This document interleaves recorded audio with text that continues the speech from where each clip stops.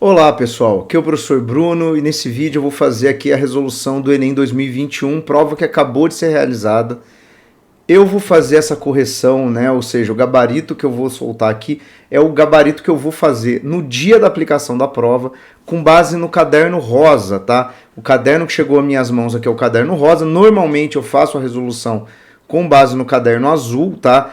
Mas você depois vai conseguir, entrando no site do INEP, fazer a correspondência, tá, de um gabarito com outro. Então, se você pegar o seu caderno de provas, né, a questão é a mesma, só a ordem dessas questões que são, obviamente, diferentes por conta, né, da redistribuição da prova. Eu vou deixar o link aqui para o site do INEP, para o caderno rosa, que é o que eu vou usar nesse vídeo, tá? Então, quando ele estiver disponível no site do INEP, você vai conseguir baixar ele, mas você também vai conseguir baixar qualquer outro caderno do INEP e, obviamente, né, isso vai entrar no ar também quando ele soltar o gabarito oficial. Mas vamos aqui a comentários da prova. Bom, primeira coisa, né, a prova não trouxe como previsto uma questão que abordasse algum tema muito relacionado à ditadura militar, né? Tem uma questão com a música Vida de Gado, né, mas tange ali muito sutilmente isso. E olhando aqui o caderno rosa, né, a gente já começa aqui na questão de número 46, tá? Questão que tinha uma temática, deixa eu só ampliar aqui a prova, fica acho que melhor. Temática de idade colonial, período colonial brasileiro. Então vamos lá, questão 46, né? De um lado, ancorados pela prática médica europeia, por outro, pela terapêutica indígena, com seu amplo uso da flora nativa, os jesuítas foram os reais iniciadores do exercício de uma medicina híbrida, que se tornou marca do Brasil colonial. Alguns religiosos vinham de Portugal já versados nas artes de curar, mas a maioria aprendeu na prática diária as funções que deveriam ser atribuídas a um físico, cirurgião, barbeiro ou boticário. Tá? Então, bom, ele vai dizer que os jesuítas que chegavam ao Brasil colonial, alguns deles já tinham conhecimentos, tá, da área médica, mas aprenderam, né? O que ele fala de uma medicina híbrida, né? Que esses médicos eles aprenderam com os indígenas, né, práticas de cura, até porque, obviamente, vão se fazer uso de plantas medicinais típicas do território brasileiro. Conforme o texto, o que caracteriza a construção da prática medicinal descrita é, então vamos lá, adoção de rituais místicos, mas não, né, pessoal, porque não é um apelo ao misticismo, não é um apelo a algo que não tenha nenhum saber elaborado. Inclusive ele no final fala, né, que as práticas que os jesuítas assumiam eram tipicamente as práticas que deveriam ser atribuídas a um físico, que é um médico, né, da Idade Média, da Idade Moderna, a um cirurgião, barbeiro ou boticário. Boticário que é o que seria o ancestral do farmacêutico, né? Então não. Rejeição dos dogmas cristãos, mas se são padres jesuítas, eles jamais fariam isso, né? Então tem esse detalhe. Superação da tradição popular, mas eles incorporam elementos indígenas, o que seria entendido como uma tradição popular. Imposição da farmacologia nativa, mas aí você teria somente as práticas indígenas, né? Então aí seria não uma coisa híbrida, seria uma coisa puramente indígena. Olha o detalhe, né? E aí sobrava, né, a alternativa né, a conjugação dos saberes empíricos, né? Por que saberes empíricos? Porque é aquilo que você obtém pela prática. Então é o que os jesuítas faziam, né? Pela vivência. Isso está explicitado ali no texto, né? Eles aprenderam à medida que conviveram com os indígenas. Então aqui a questão 46 da prova rosa, né, tinha essa alternativa correta, a alternativa E. Seguindo aqui a prova, tá? Ela tem uma sequência já bem grande de questões de história. Você tem lá 47. Desde o século XII que a cristandade ocidental era agitada pelo desafio lançado pela cultura profana, a dos romances de cavalaria, mas também a cultura folclórica dos camponeses e, igualmente, a dos citadinos de caráter mais jurídico, a cultura eclesiástica, cujo veículo era o latim. Francisco de Assis veio alterar a situação, propondo a seus ouvintes uma mensagem acessível a todos e, simultaneamente, enobrecendo a língua vulgar através do seu uso na religião. Então, vamos lá, né? Aqui ele faz uma menção, né, no texto a São Francisco de Assis, né? Então, você tem aqui uma menção a São Francisco. Ele vem falar do enobrecimento da língua vulgar através do seu uso na religião, né? O que é a língua vulgar? Né? É a língua comum, é aquilo que não é o latim, não é a língua culta, não é a língua, né, propriamente da igreja, né? O comportamento desse religioso demonstra uma preocupação com as características assumidas pela igreja e com as desigualdades sociais compartilhadas no seu tempo pelos. Bom, então o São Francisco, ele, ao mesmo tempo, ele é um membro da igreja, mas ele também está preocupado com uma dinâmica social. Quem naquele momento poderia se preocupar com as desigualdades sociais? Alternativa A, os senhores feudais. Mas os senhores feudais são os representantes da nobreza.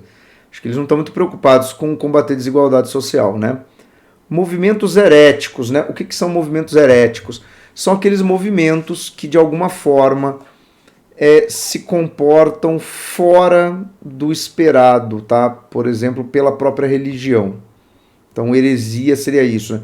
Um comportamento desviante da prática religiosa. Integrantes das cruzadas. Só que os integrantes das cruzadas também são nobres. Corporações de ofício. Corporações de ofício eram aquelas associações de artesãos que visavam ali, de uma certa forma, defender os interesses dos trabalhadores, né, defender ali o preço, limitar, né, a quantidade de trabalhadores para valorizar o ofício. Universidades medievais, tá? Mas as universidades medievais são profundamente ligadas ao clero, né, profundamente ligadas à igreja.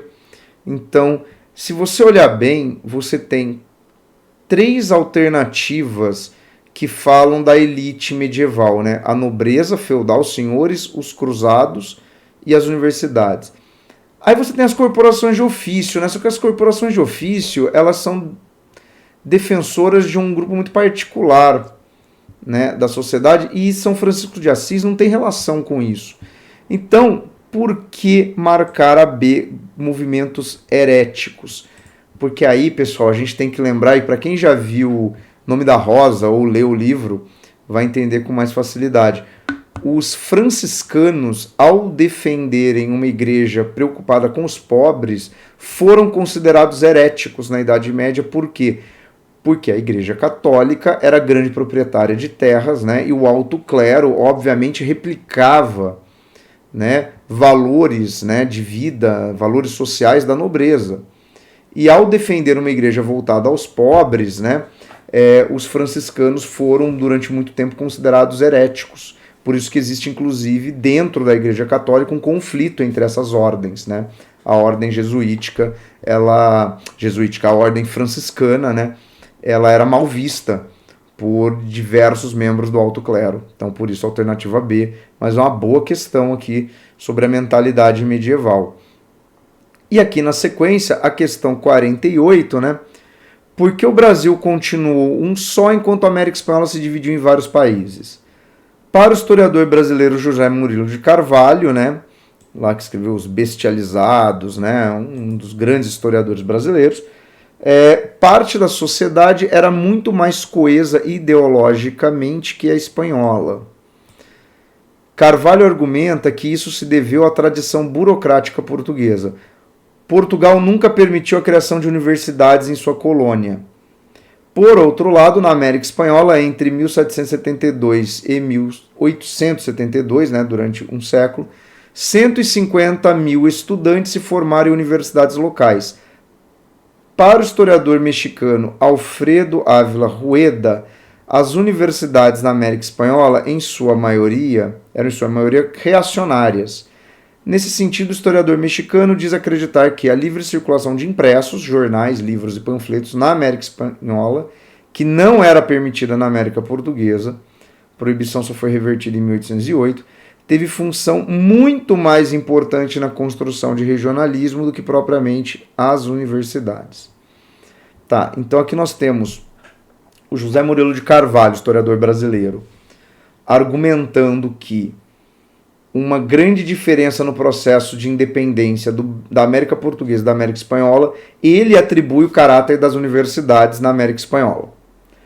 O historiador mexicano Alfredo Ávila Rueda vai dizer que ele acha que não, que ele acha que as universidades não tiveram um papel importante nisso, porque elas eram reacionárias. Para ele, a diferença é que na América Espanhola circulavam impressos, enquanto que na América Portuguesa não. Então, quer dizer, cada um deles atribui um elemento, né, para esse debate, mas eles não concordam entre si nesse elemento. Vamos olhar as alternativas, que elas estão na parte de cima aqui da outra coluna. Deixa eu só mudar a minha câmera para cá. Os pontos de vista dos historiadores referidos no texto são divergentes em relação ao... Então vamos lá, no que eles divergem? Deixa eu arrastar a minha câmera por esse lado aqui, acho que fica melhor. Papel desempenhado pelas instituições de ensino na criação das múltiplas identidades. O José Murilo de Carvalho fala das universidades, o Rueda discorda, então nisso eles divergem. Mas vamos olhar, porque essa questão é complexa. Controle exercido pelos grupos de imprensa na centralização das esferas administrativas. Só que o próprio Rueda ele não fala da existência de grupos de imprensa, ele fala da circulação de impressos, mas não necessariamente produzidos aqui, podem ser vindos da Europa. E não necessariamente isso era feito pela administração colonial. Então aqui pode ter uma grande divergência. Abandono sofrido pelas comunidades docentes na concepção de coletividades políticas. Mas aí teria que falar dos professores, não é disso que eles tratam. Lugar ocupado pelas associações acadêmicas no fortalecimento das agremiações estudantis.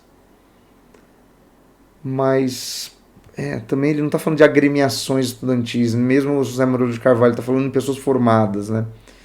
Protagonismo assumido pelos meios de comunicação no desenvolvimento das nações alfabetizadas. Mas também não é isso, né? O que chama bastante atenção na divergência dos dois é o que está no item A, né? Se realmente as universidades tiveram ou não este papel. Então, aqui, né, nessa questão, o item A parece mais adequado, mas é uma questão, as alternativas ali bastante complexas. Questão 49, né? Vou ter que pôr para esse lado aqui, eu vou ficar de lado, ó. Texto, bom, aqui nós não temos texto 1 e 2, cadê? Macaulay enfatizou o glorioso acontecimento representado pela luta do parlamento contra Carlos I em prol da liberdade política e religiosa do povo inglês. Significou o primeiro confronto entre a liberdade e a tirania real, o primeiro combate em favor do iluminismo e do liberalismo. Bom, então aqui esse texto trata da Revolução Inglesa como um combate em favor do iluminismo e do liberalismo. Tá. Texto 2. A Revolução Inglesa, como todas as revoluções, foi causada pela ruptura da velha sociedade e não pelos desejos da velha burguesia. Na década de 1640, camponeses se revoltaram contra os cercamentos, tecelões contra a miséria resultante da depressão e os crentes contra o anticristo, a fim de instalar o reino de Cristo na Terra. É porque tem o componente puritano, né, na Revolução Inglesa. Então tem um elemento religioso, né, que é o texto do Christopher Hill, né, que questiona justamente se é uma revolução burguesa. O primeiro texto ele afirma que é uma revolução burguesa. O segundo ele já mostra, tem outras notas aí nessa revolução. A concepção de revolução inglesa apresentada no texto 2 diferencia-se do texto 1 ao destacar a existência de. Então vamos lá. Tem um elemento aqui do 2 que diferencia-se do primeiro, que é o quê? Aqui ele fala de camponeses, tecelões, crentes.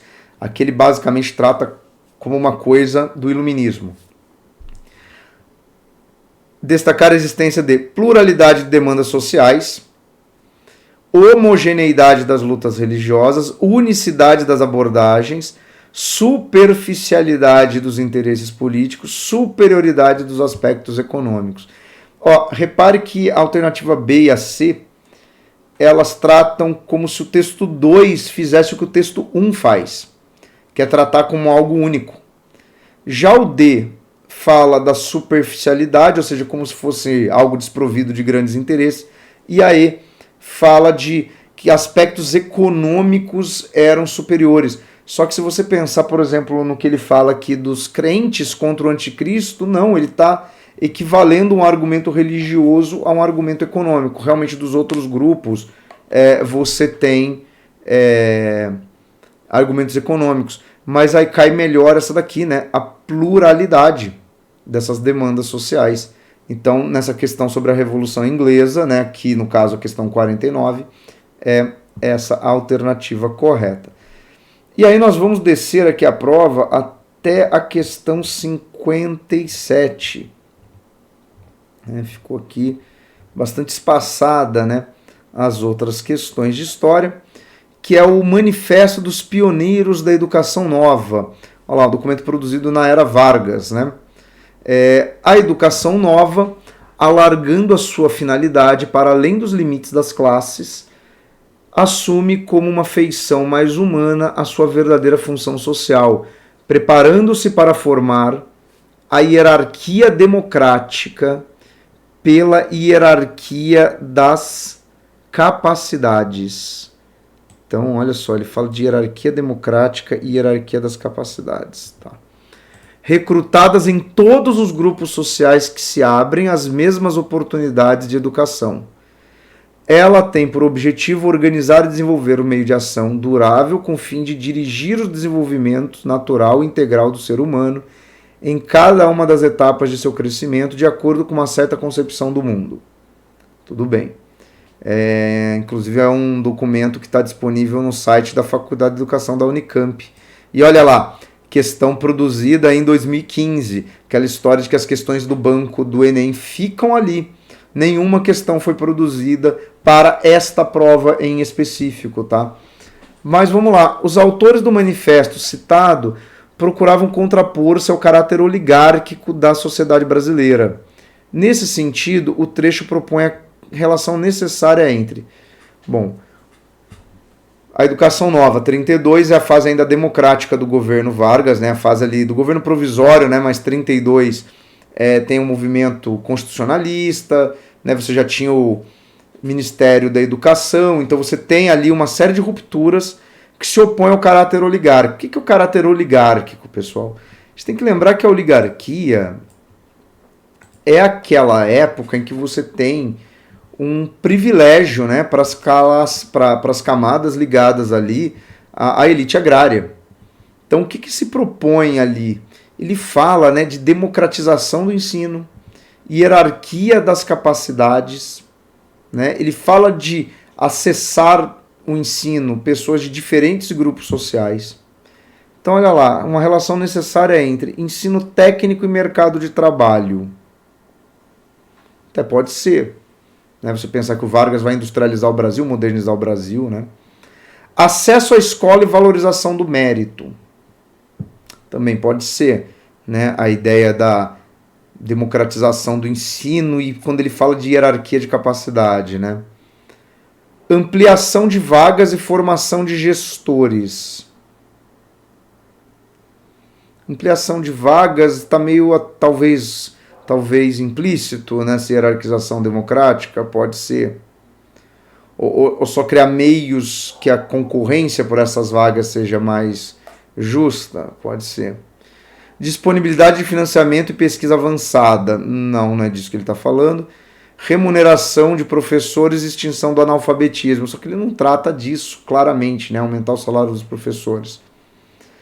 Então, aqui, se a gente for pensar, o item B, ele é mais abrangente e ele dialoga melhor com as duas partes ali que estão citadas, entre aspas, né? Democratização é acesso à escola, né? Que ele fala de vários grupos sociais, mas ao mesmo tempo a valorização do mérito, porque ele fala de hierarquias, né? Ele não fala de igualdade, em nenhum momento ele está preocupado em promover igualdade, todo mundo vai ter acesso ao mesmo ensino. Não é disso que se trata, né? Ele está falando de uma hierarquia de capacidades. E aí a gente vai aqui para o outro lado da página, para a questão 59. Então, olha só, uma questão que fala de povos africanos. E aqui um detalhe, ano passado caiu uma questão muito parecida com essa, pessoal. No seio de diversos povos africanos, nomeadamente no antigo Reino do Congo, existem testemunhos gráficos de que a escrita tomava várias formas. Exemplo disso são as tampas de panela esculpidas em baixo relevo do povo Voio, né? Região de Cabinda, com cenas e provérbios do cotidiano, desenhos na terra ou areia, imagens gravadas ou escritas nos bastões de chefe ou em pedras sagradas, mas sobretudo movimentos do corpo humano inscritos num gestual familiar. Entre os Voio existiu o costume de os pais oferecerem aos filhos, né, textos ou tampas de panelas entalhados, transmitindo uma espécie de recado com signos codificados que traduziam orientações para conseguir uma boa relação conjugal, ter sensatez na escolha do cônjuge e estar alerta para as dificuldades do casamento. Bom, então aqui ele está falando de uma certa tradição que já implica numa cultura escrita, né? Mas uma cultura muito simbólica, né? Ano passado que é uma questão que falava do uso de arte rupestre vinculada também a uma certa narrativa com uma finalidade pedagógica para sociedades africanas, né? E olha só que curioso, né? Para o povo Voio, os artefatos culturais mencionados no texto cumprem a função de uma pedagogia dos costumes sociais, imposição das formas de comunicação, desvalorização dos comportamentos da juventude, destituição dos valores do matrimônio ou etnografia das celebrações religiosas. Bom, aqui é uma questão do que melhor interpreta o texto, né? Porque eu só posso dizer que é uma dessas coisas ou não analisando o texto. E olha só, eram signos que traziam orientações para conseguir uma boa relação conjugal, né? Ter sensatez na escolha do cônjuge e dificuldades do casamento. Ou seja, é um ensinamento sobre costumes sociais, né? Sobre aquilo que deveria ser feito no estabelecimento dessas relações familiares. Então, de novo, né, é você atribuir a um elemento cultural uma função pedagógica. Isso aí é um elemento que o Enem traz várias vezes, tá? Então, aqui na questão 59 da prova rosa, era a alternativa A. Seguindo aqui, nós vamos para a questão 60, que está na próxima página. Então, só para eu não pular nenhuma aqui. Houve crescimento de 70% na população brasileira encarcerada entre 2005 e 2012. Olha isso, né? Nossa população penitenciária aumentou 75%. As análises possibilitam identificar o perfil da população que está nas prisões do país. Homens, jovens, abaixo dos 29 anos, negros com ensino fundamental incompleto, acusados de crimes patrimoniais, furto, roubo, coisas do gênero, e no caso dos presos adultos condenados e cumprindo regime fechado e majoritariamente com penas de 4 até 8 anos. Tá? Então esse é o perfil do presidiário adulto brasileiro, né? É um homem negro jovem de baixa escolaridade, né? Esse é o retrato. Nesse contexto, as políticas públicas para minimizar a problemática descrita devem privilegiar a... Bom, qual que seria uma política pública para minimizar isso? Você teria que pensar em alguma forma da sociedade não produzir tantas pessoas que acabassem né, indo para o mundo do crime, né? Ou seja, que medida aqui seria melhor para você resolver essa questão? Alternativa A, flexibilização do Código Civil. Bom, mas o Código Civil não trata de questões criminais, para isso existe o Código Penal, né? E mudar o Código Penal, por exemplo, reduzindo a capacidade de punição, talvez não fosse a melhor coisa, né? B, promoção da inclusão social, né? Ou seja, medidas para melhorar a situação da sociedade como um todo e assim as pessoas realmente não adentrarem o mundo do crime.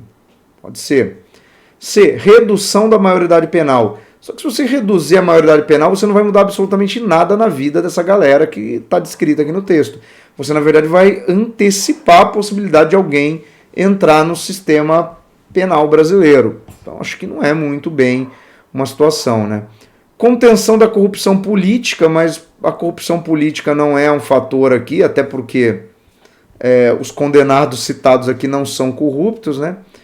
Expansão do período da reclusão, mas aí você vai ter mais gente por mais tempo na cadeia. A questão quer saber qual é uma medida para não precisarmos prender tanta gente. Não é para passar pano em quem comete crime, hein?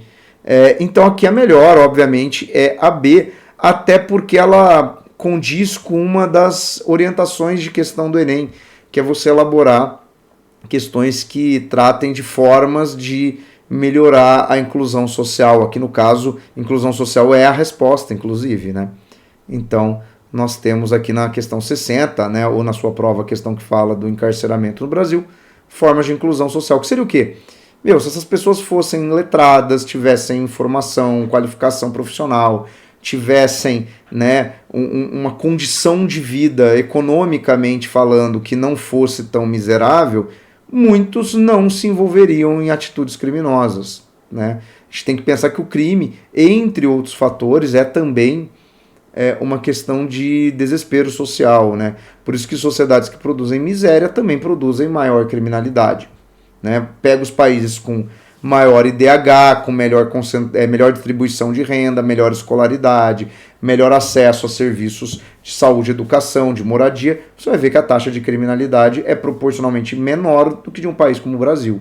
Então, é disso que se trata aqui a questão. Mas, na sequência, vamos à questão 61 e temos a questão 62. Nem guerra nem revoltas. Os incêndios eram o mais frequente tormento da vida urbana no Regnum Italicum entre 880 e 1080.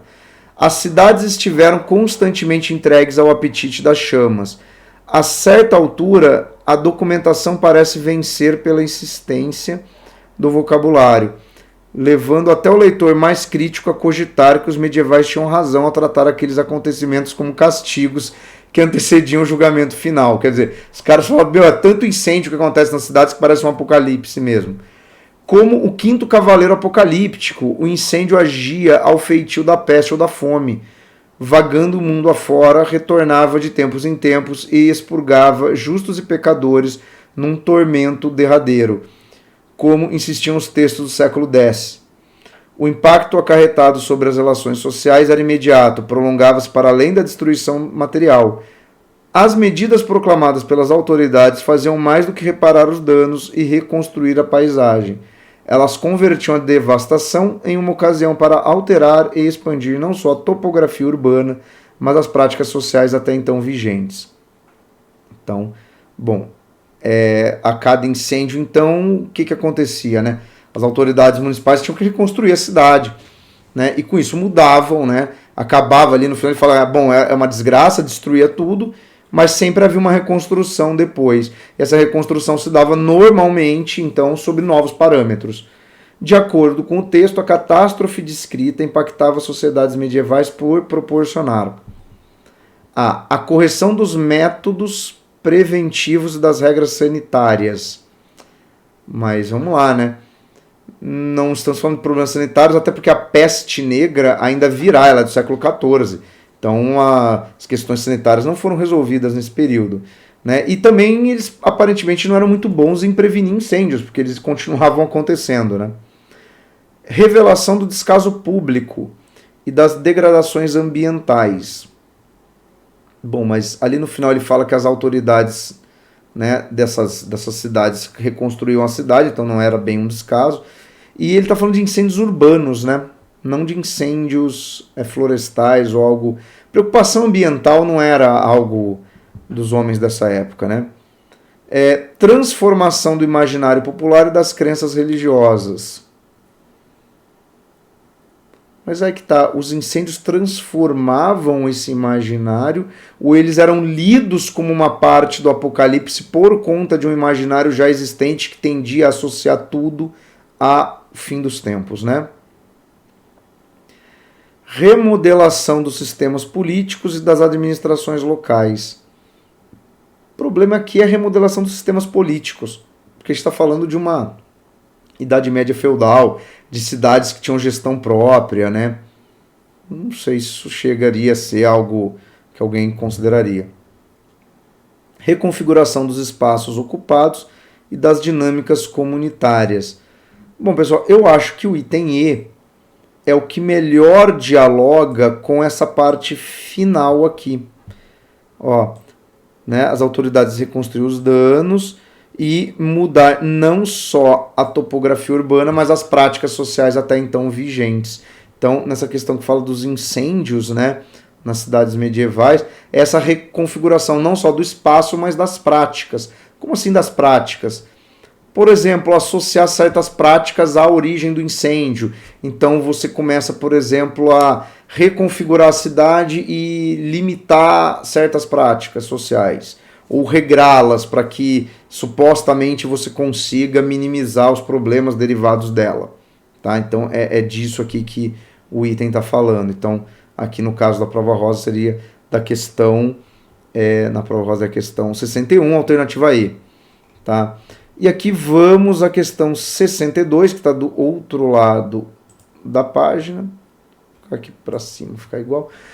O protagonismo indígena vem optando por uma estratégia de desinvisibilização, valendo-se da dinâmica das novas tecnologias. Em outubro de 2012, após receberem uma liminar lhes negando o direito a permanecer em suas terras, os Guarani de Piracu divulgaram uma carta na qual se dispunham a morrer, mas não a sair de suas terras. Esse fato foi amplamente divulgado, gerando grande mobilização na internet, que levou milhares de pessoas a escolherem seu lado, divulgando a hashtag Somos Todos Guarani Kaiowá, ou acrescentando o sobrenome Guarani Kaiowá a seus nomes nos perfis das principais redes sociais. Né? Então, aqui uma questão em que os indígenas se valem das redes sociais para, né, expandir ali suas demandas. Então vamos lá. A estratégia comunicativa adotada pelos indígenas no contexto em pauta teve por efeito. Então qual foi o efeito? Não o objetivo, mas o que aconteceu? Enfraquecer as formas de militância política? Não, ampliou-se, né? Abalar a identidade dos povos tradicionais? Os indígenas com isso perderam sua referência identitária? Inserir as comunidades no mercado global é uma questão de mercado, é uma questão econômica? Distanciar os grupos de culturas locais? Houve um afastamento dos indígenas? Ou angariar apoio de segmentos étnicos externos? O que seria isso? Pessoas que não são índios começaram a simpatizar com a causa e se identificar com o indígena. Então aqui é a alternativa E, né, que foi aquela comoção das pessoas usando realmente, né, essa nomenclatura indígena. Então aqui era a questão 62 e aí eu assinalei como questão de história também na sequência a 65, que é essa que traz aqui um texto do escravo fugido. Tem uma questão da UERJ muito clássica, tá, sobre escravo fugido, muito parecida com essa, né, um anúncio de jornal que traz, né, ali no dia 8 de outubro do ano próximo passado, nossa, do ano passado, que forma estranha, né? Fugiu da fazenda do Bom Retiro, propriedade do Dr. Francisco Antônio de Araújo, o escravo José. Pardo claro, de 22 anos de idade, estatura regular, cheio de corpo, com falta de um dente na frente do lado superior, cabelos avermelhados, orelha roxa, fala macia, andar vagaroso. Intitula-se Forro. E quando fugiu a primeira vez, esteve contratado como camarada em uma fazenda em Capivari. Tá. Então, inclusive aqui, Capivari é próximo aqui à região de Campinas, se é da cidade que está falando, né? Ou se, bom, apesar que Capivari pode ser um nome de uma região de outro município, mas provavelmente é aqui de perto, né? da onde eu moro. Quem aprender a entregar o senhor no amparo ou recolher a cadeia em qualquer parte será bem gratificado e constituirá todo rigor da lei contra quem o ocultar. Tá. Basicamente está oferecendo uma recompensa para quem devolveu o escravo, informa que esse escravo já fugiu, e quando ele fugiu a primeira vez, ele se empregou como um homem livre, porque ele intitula-se forro, ou seja, ele diz que ele é livre. Detalhe é que ele não é descrito como negro, né? O José, um pardo claro de 22 anos de idade. Então vamos lá, né? No anúncio publicado na segunda metade do século XIX, qual a estratégia de resistência escrava apresentada? Bom, seria a fuga, né? Mas vamos ver. Criação de relações de trabalho. Mas o escravo criou uma nova forma de relação de trabalho? Fundação de territórios quilombolas. Mas o escravo mencionado, ele não foi para um quilombo, ele foi trabalhar numa fazenda, né? E ele se desforra, quer dizer, ele incorpora uma prática já corrente no século XIX, que era dos ex-escravos, né, dos alforreados. Suavização da aplicação de normas. Mas as normas são abrandadas aqui? Não, né? É um escravo que se diz forro. Regularização das funções remuneradas. Um pouco estranha essa alternativa. E constituição de economia de subsistência. Bom, mas também não, até porque ele foi trabalhar numa fazenda, não menciona nada de subsistência. Aqui você tem que marcar o entender, mas vamos lá.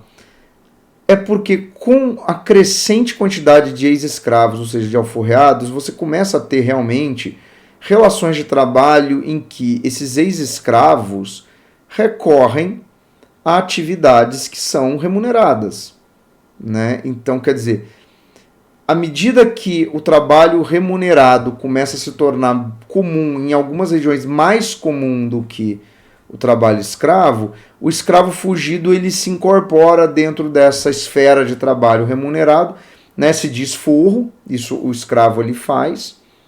Então é a que mais se aproxima, né? Mas eu acho que aqui caberia uma alternativa diferente, falar, por exemplo, não só da fuga, mas de simular, por exemplo, ser um escravo alforreado. Então, por exemplo, podia falar se valer das leis de alforria para simular uma situação. Acho que podiam ter construído uma alternativa nesse sentido. Bom, mas não fizeram.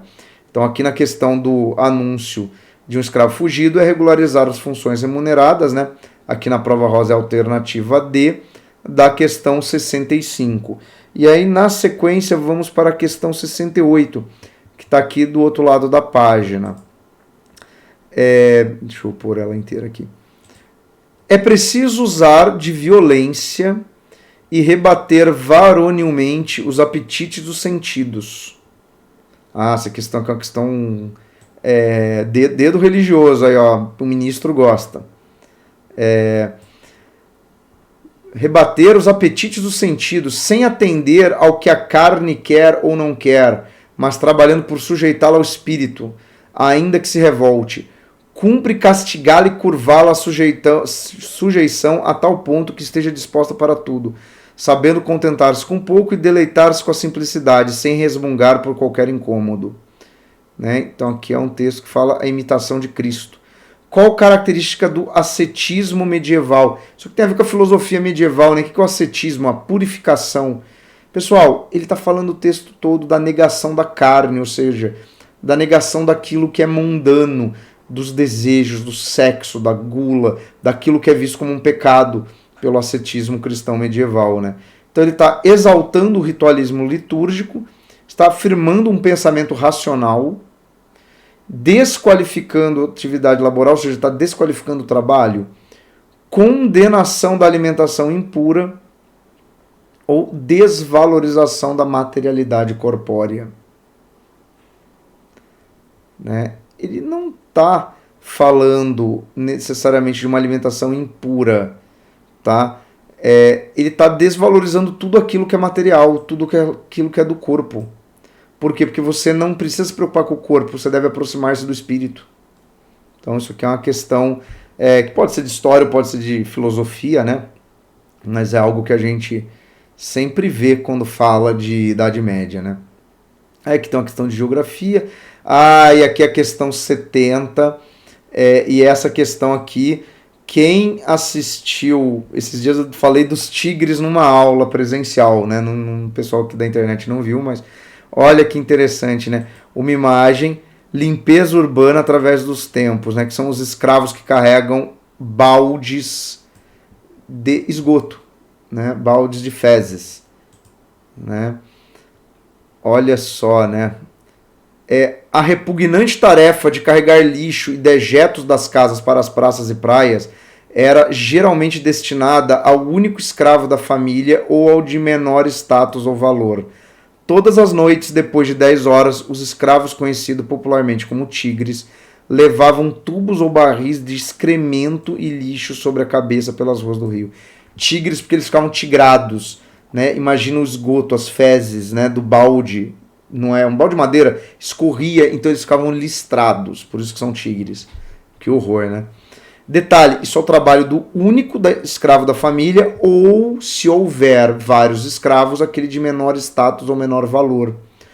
A ação representada na imagem descrita no texto evidencia uma prática do cotidiano das cidades do Brasil dos séculos XVIII e XIX, caracterizada pela valorização de trabalho braçal. Pessoal, numa sociedade escravocrata nunca se valoriza trabalho braçal, né? Reinteração das hierarquias sociais. Sim, você é escravo, você vai carregar excrementos. Isso é uma hierarquização. E dentro da classe dos escravos, você ainda atribui isso para o escravo de mais baixo nível. Então, sem sombra de dúvida, é isso. Porque, olha lá, sacralização das atividades laborais, que é considerar o trabalho algo sagrado, voltaria no mesmo problema do item A.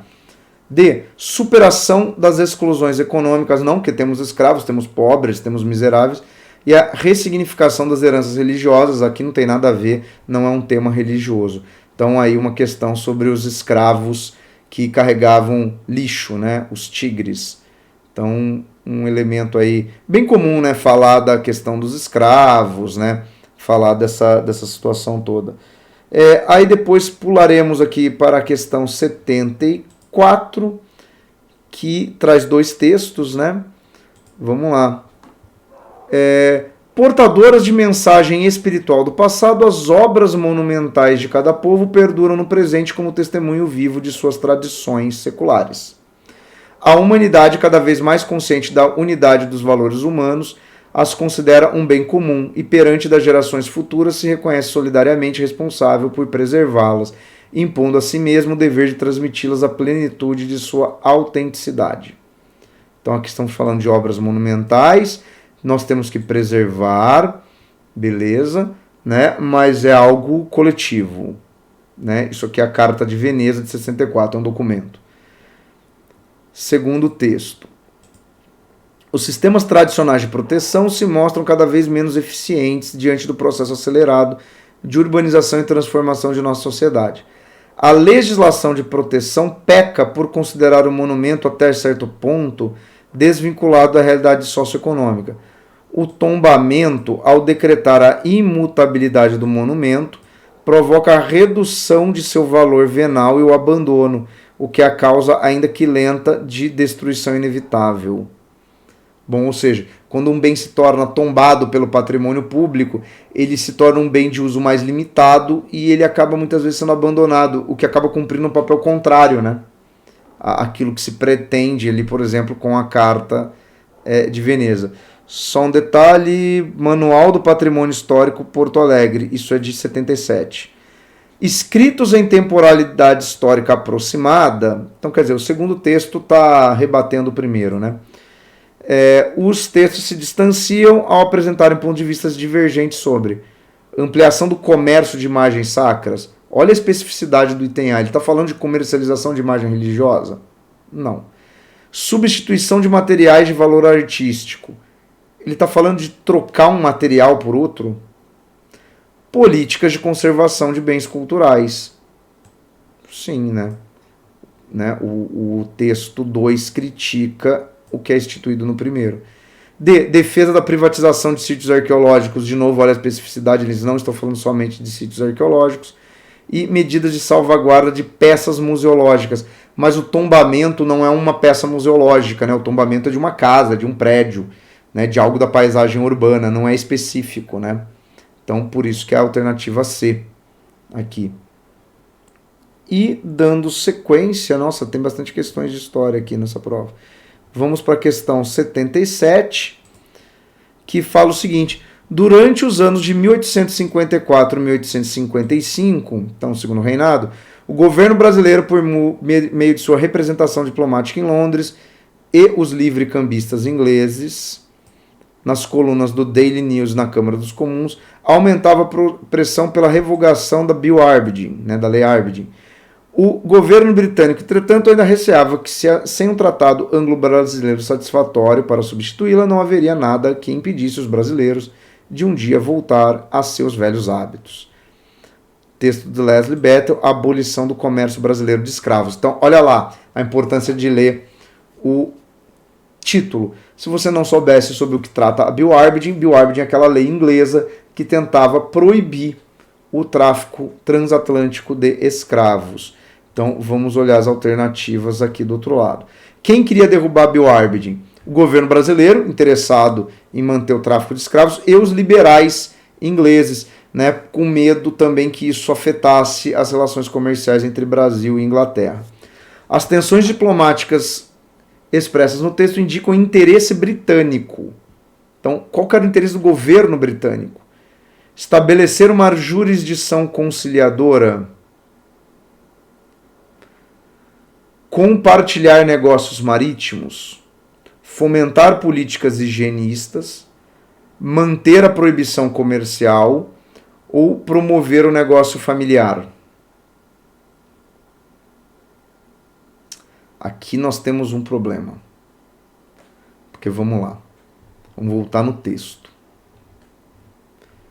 Ele aqui fala, ó, sem um tratado anglo-brasileiro satisfatório para promovê-lo, não haveria nada que impedisse os brasileiros de voltar a seus velhos hábitos. Então, o desejo inglês até pode ser o A, que é estabelecer uma jurisdição, ou seja, estabelecer alguma regra que concilie os interesses. Mas, se você for pensar bem, ele vai dizer, não, mas sem uma lei que faça o que a gente quer, os brasileiros vão voltar àquilo. Então, muito provavelmente aqui é manter a proibição comercial do quê? De escravos. Mas o item A não é um item... Dentro de uma certa interpretação você pode ter marcado o item A, mas é complicado esse tipo de alternativa, tá? O item B é mais claro, tá? Os ingleses tinham medo que sem uma lei, sem um tratado, os brasileiros voltariam ao tráfico. Então o que eles pressupõem que esse tratado vai ser? Uma concordância do governo brasileiro com o fim do tráfico negreiro. O que acabou acontecendo, por exemplo, na Lei Eusébio de Queiroz. E, na verdade, o tráfico negreiro no Brasil já era proibido pela lei de 1831, né? A Lei Feijó. Só não era realmente colocada em prática, né? Então, a preocupação inglesa era manter a proibição, né, do tráfico de escravos. Já tinha essa proibição, inclusive na lei brasileira. Ela só não era, de fato, aplicada. Então, aqui eu vou deixar como item D, tá? O gabarito. E aí, na sequência da 77, a gente vai lá para a questão 81, que está na outra página. Deixa eu só mudar aqui a posição. Mulheres naturalistas raramente figuraram na corrida por conhecer terras exóticas. No século XIX, mulheres como Lady Charlotte Cumming eventualmente coletavam espécimes botânicos, mas quase sempre no papel de esposas coloniais, viajando para locais onde seus maridos as levavam e não em busca de seus próprios conhecimentos. Tá. No contexto do século XIX, a relação das mulheres com o campo científico é representativa da. Então, repara que ele vai dar um exemplo da Lady Charlotte Cumming, que ela faz isso como uma atividade ali. Ela é levada a um lugar, né, seu marido, mas ela acaba fazendo algo ali de naturalismo, mas não exatamente com o mesmo vigor científico, não é essa a questão, né? Então vamos lá, afirmação da igualdade de gênero no século XIX, galera? Não, né? Transformação dos espaços de lazer, né? Pode ser. Ela faz isso como um lazer, como um divertimento. Superação do pensamento patriarcal. Mas não, né? Porque a mulher continua vista ali como um apêndice do marido. Incorporação das estratificações sociais. Não, né? Então, não, já vi estratificação. Substituição das atividades domésticas. Bom, aqui, vamos lá, né? Pode ser visto como um lazer, então muita gente pode ter marcado a alternativa B. Pode ser a ideia de uma substituição das atividades domésticas, né? Por quê? Porque essas mulheres, elas acompanham os maridos, né? Então, você tem ali algo que é... Ela está num ambiente que não é necessariamente um ambiente doméstico, a gente tem que pensar que essas mulheres são mulheres de uma elite, né? Onde, por exemplo, as atividades domésticas são repassadas a outros tipos de serviçais, né? Então, a gente pode pensar no item E. Tá? Mas muita gente deve ter marcado o item B, e digo mais, muita gente pode ter marcado inclusive o item C. Considerando, olha lá, com uma mulher entrando no ambiente masculino, uma superação, né, de um pensamento patriarcal. Mas não é, né, porque elas não são protagonistas. Então essa questão aqui é complicada, né, uma questão difícil. Diz aí no comentário, inclusive, o que você marcou aqui, que eu aposto que vai ter muita divergência nisso aqui. Nos gabaritos extraoficiais, né. E aí nós temos aqui a 85, questão muito maravilhosa, né, nesta prova, né? Vocês que fazem parte dessa massa, que passa nos projetos do futuro, é duro tanto ter que caminhar e dar muito mais do que receber. Vida de gado, povo marcado, povo feliz, né? Zé Ramalho, né? Qual comportamento coletivo é criticado no trecho da letra da canção lançada em 79? Pessoal, o que é o gado? O gado é aquele presépio, é aquele que segue o líder, não se manifesta, né? É passivo. Então é o B. Olha que beleza, né, gado? Então, tá aí, né? O gado não questiona, o gado aceita, o gado vai na onda, vai no embalo, né? Toca o berrante, o gado vai atrás. Então é disso, né, que ele está questionando aqui, né? Óbvio, ali já no 79, né, o finalzinho da ditadura, a abertura, né? Então ele está dialogando com essa condição toda. E aí nós temos as duas últimas questões, né, da prova. Questão 89. Quando Getúlio Vargas se suicidou em agosto de 54, o país parecia à beira do caos, acuado por uma grave crise política. O velho líder preferiu uma bala no peito à humilhação de aceitar nova deposição, como que sofreu em outubro de 45. Entretanto, ao contrário do que imaginavam os inimigos, o ruído do estampido não seguiu ao silêncio que cerca a derrota. O evento analisado no texto teve como repercussão imediata na política nacional, né? O que aconteceu? Reação popular, intervenção militar, abertura democrática, campanha anticomunista, radicalização de oposicionistas. Bom, mas os oposicionistas já estavam radicalizados. Depois do Vargas vem o JK. Depois Jânio, João Goulart, e aí depois é que vem o golpe militar, então não pode ser a B. Né? Você tem ali... Óbvio que você teve uma intervenção militar para garantir a posse do JK. Tá? Mas ali ele está falando de ruído e de silêncio. E aí você tem que pensar na carta testamento do Vargas, né? Democracia já existia, então aqui eu vou considerar que eles vão marcar reação popular. Por quê? Porque de fato a população se mobilizou, agrediu grupos identificados como uma oposição ao Vargas. Depois, realmente, você teve na eleição do JK, mas aí já um tempo depois, né? Uma tentativa de golpe, e aí você tem o golpe preventivo militar do Marechal Henrique Teixeira Lott, mas não é imediata. Isso que vai pegar aqui. Por isso que é a reação popular. E aqui a última questão, né? Que fala o seguinte, né? Eu, Dom João, pela graça de Deus, faço saber a vossa mercê que me prove banir desta cidade vários ciganos. Olha só, preconceito contra ciganos. Devido ao seu escandaloso procedimento neste reino, tiveram ordem de seguirem diversos navios destinados a esse porto e, tendo eu proibido por lei recente o uso de sua língua habitual, a proibição da língua cigana, ordeno vossa mercê que cumpra essa lei sob ameaça de penalidades, não permitindo que ensine a dita língua a seus filhos, de maneira que daqui por diante seu uso desapareça. Então eles mandam os ciganos para o Brasil e proíbem as práticas típicas dos ciganos.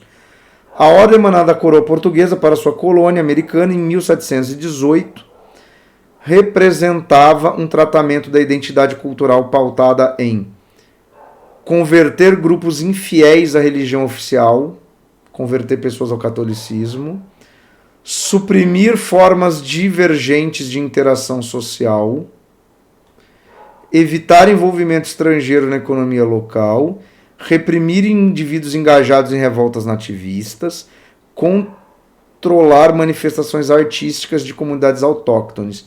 Bom, autóctones são os indígenas, não é disso que estamos falando. Não estamos falando de pessoas engajadas em revoltas nativistas, que seria a revolta de Beckman, a Guerra dos Emboabas, não é disso.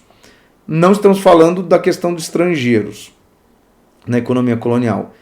Então aqui você pode falar de converter infiéis à religião oficial, convertê-los ao catolicismo, mas não é disso que ele fala no texto, não é uma questão religiosa, é uma questão de práticas. Então é suprimir formas divergentes de interação social, ou seja, a cultura de um determinado grupo, no caso aqui os ciganos. Então vou considerar aqui o gabarito como B. Bom, pessoal, e essa foi a minha resolução aqui do Enem 2021, prova rosa.